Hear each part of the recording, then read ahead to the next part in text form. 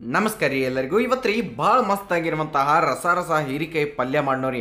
ನೋಡಾಕ ನಿಮಗೆ ಸಾಂಬಾರ್ ಗದ್ಲೆ ಕಂಡ್ರು ಭಾಳ ಮಸ್ತಾಗಿರುವಂತಹ ಒಂದು ಪಲ್ಯ ನೋಡ್ರಿ. ಏಕದಮ್ ಸಿಂಪಲ್ ಆಗಿರ್ತೈತಿ ಮತ್ತು ರೊಟ್ಟಿ ಚಪಾತಿ ಅನ್ನ ಎಲ್ಲದಕ್ಕೂ ಒಂದು ಬೆಸ್ಟ್ ಕಾಂಬಿನೇಷನ್ ಆಗಿ ಈ ಒಂದು ಪಲ್ಯ ನೀವು ಮಾಡ್ಕೊಳ್ಬೋದ್ರಿ. ಹಾಗಾದ್ರೆ ಹೆಂಗಂತೇಳಿ ನೋಡ್ನು ಅದಕ್ಕಿಂತ ಮೊದಲು ನಮ್ಮ ಚಾನಲನ್ನು ಸಬ್ಸ್ಕ್ರೈಬ್ ಮಾಡಿಲ್ಲ ಅಂತಂದ್ರೆ ಮಾಡಿಬಿಡ್ರಿ.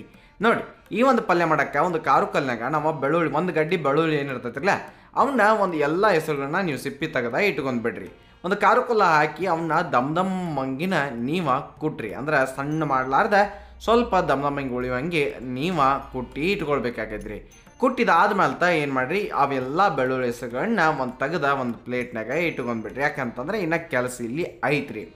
ನೆಕ್ಸ್ಟ್ ಇದ್ರಾಗ ನಾವು ಹುರಿದಿರುವಂತಹ ಶೇಂಗಾನ ಏನು ಮಾಡಿದ್ದೀವ್ರಿ, ನಾವು ಸ್ವಲ್ಪ ಮೀಡಿಯಮ್ ಉರಿದಾಗಿಟ್ಟು ಚೆಂದಾಗಿ ಹುರ್ಕೊಂಡು ತೊಗೊಂಬಂದಿದ್ದೇವ್ರಿ. ಸಿಪ್ಪಿ ತೆಗೆದಾದ್ಮೇಲೆ ಅವನು ಖಾರ ಕಲ್ಲಾಗ ಹಾಕಿ ಸ್ವಲ್ಪ ಅರ್ಧಂಗೆ ಮಾಡಿ ನಾವು ಇದನ್ನು ದಮ್ಮಂಗಿನ ಅಂದ್ರೆ ಉಳಿವಂಗೆ ಇಟ್ಕೊಂಡು ಏನು ಮಾಡಿದ್ರಿ ತಕ್ಕೊಂಡ ಇಟ್ಕೊಳ್ಬೇಕಾಕತಿ.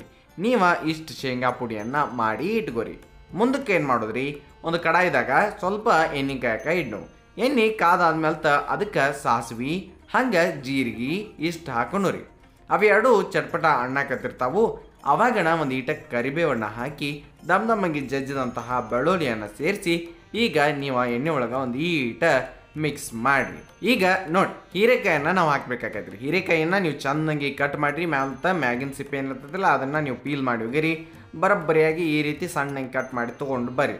ಆಮೇಲೆ ಇಷ್ಟ ಎಣ್ಣೆ ಒಳಗೆ ನಾವು ಒಂದು ಸ್ವಲ್ಪ ಅದನ್ನು ತಿರುವಾಡಿ ಲಿಡ್ ಕ್ಲೋಸ್ ಮಾಡಿ ಒಂದು ಈಟ್ ಬಿಡ್ರಿ.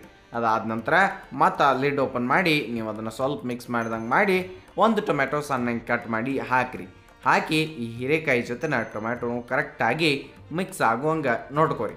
ಇನ್ನು ಮುಂದಕ್ಕೆ ಇದರೊಳಗೆ ನಾವು ಅರಿಶಿನ ಪುಡಿಯನ್ನು ಸೇರ್ಸಾಕತ್ತೀವಿ. ಹಂಗೆ ರುಚಿಗೆ ತಕ್ಕಷ್ಟು ನೋಡ್ಕೊಂಡು ಎಷ್ಟು ಬೇಕೋ ಅಷ್ಟು ಉಪ್ಪನ್ನು ಹಾಕಿ ಒಮ್ಮೆ ಮಿಕ್ಸ್ ಮಾಡಾಕತ್ತೀವ್ರಿ. ಇಷ್ಟ ನೀವು ಮಾಡಬೇಕಾಗಿರೋದು ಭಾಳ ಚಲೋ ನಂಗೆ ಒಂದು ಪಲ್ಯ ರೆಡಿ ಆಗ್ತೈತ್ರಿ. ನೋಡಿರಿ, ಇಷ್ಟ ಆದ್ಮೇಲೆ ನಾವು ಅದನ್ನು ಮತ್ತೊಮ್ಮೆ ಲಿಡ್ ಅಥವಾ ಒಂದು ಪ್ಲೇಟನ್ನು ಮುಚ್ಚಿ ಬಿಡ್ನೋರಿ. ಒಂದರಿಂದ 2 ನಿಮಿಷ ಆದ್ಮೇಲೆ ನೀವು ನೋಡ್ಬೋದು ಅದು ಚಲೋ ತಂಗಿ ಬೇಯಕ್ಕೆ ಸ್ಟಾರ್ಟ್ ಆಗಿರ್ತೈತಿ. ಅವಾಗ ನೀವು ಮತ್ತೊಮ್ಮೆ ಅದನ್ನು ಮಿಕ್ಸ್ ಮಾಡಬೇಕಾಕತ್ರಿ. ಇನ್ನು ಇದ್ರಾಗ ಭಾಳ ಮಸಾಲೆ ಅಂತೇನಿಲ್ಲ, ಸ್ವಲ್ಪ ನಾವು ಗರಂ ಮಸಾಲನ್ನ ಹಾಕಿದ್ದೀವಿ. ಅದಾದ ನಂತರ ಇದಕ್ಕೆ ಅಚ್ಚ ಖಾರದ ಪುಡಿ ಅಥವಾ ಕೆಂಪು ಖಾರದ ಪುಡಿ ಮತ್ತು ಮಸಾಲೆ ಖಾರ ಎರಡೂ ಮಿಕ್ಸ್ ಮಾಡಿ ಹಾಕಿದ್ದೀವಿ.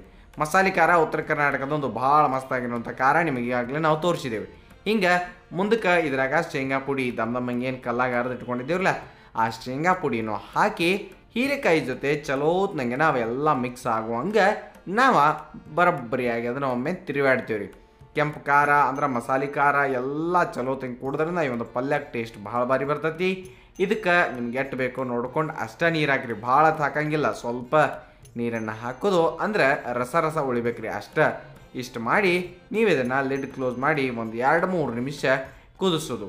ಅಂದ್ರೆ ಚಲೋತ್ನಂಗೆ ಕುದ್ದು ಭಾಳ ಮಸ್ತಾಗಿ ಈ ಒಂದು ಪಲ್ಯ ರೆಡಿಯಾಗಿ ಬರ್ತೈತ್ರಿ. ಪೂರ್ತಿ ಕುದ್ದಾದ್ಮೇಲೆ ಕೊತ್ತಂಬರಿ ಸೊಪ್ಪನ್ನು ಹಾಕಿ ಮಿಕ್ಸ್ ಮಾಡಿರಿ.